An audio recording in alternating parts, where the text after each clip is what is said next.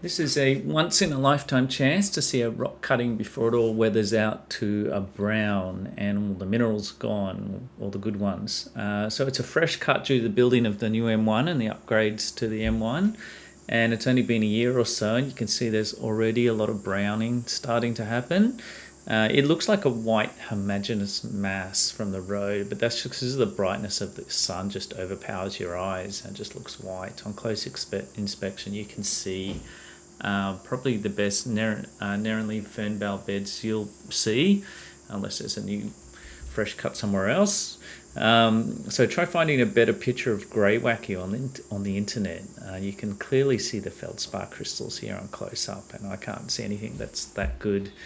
And so I would submit this for maybe the best greywacke pick if there was a competition for that.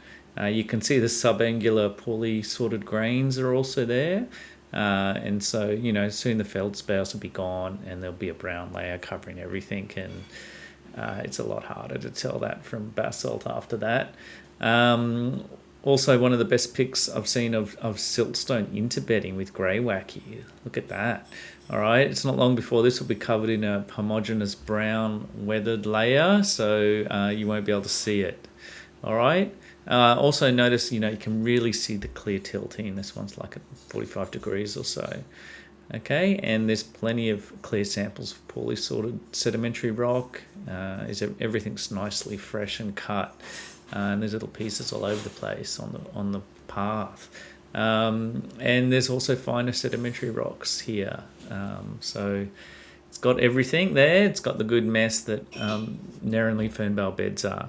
So just to refresh on why you should make an effort to see this, the Neranleigh Fernvale beds are an accretionary complex that's due to the subduction of the oceanic crust under the continental crust. So you get that mix of rock types with dominating in the dark oceanic sediments, but also a mix of the continental rocks and all that really steep tilting. And so this forms the main foundational rock of southeast Queensland, which are in the purples here. And the red to yellows are the volcanic rocks that are caused by those purples, the subduction event going under causing the volcanic rock. And then the green shades are just sedimentary layers over the top of the Neranleigh Fernvale beds. So basically, knowing the Neranleigh Fernvale beds gives you an understanding of the geology of the entire area.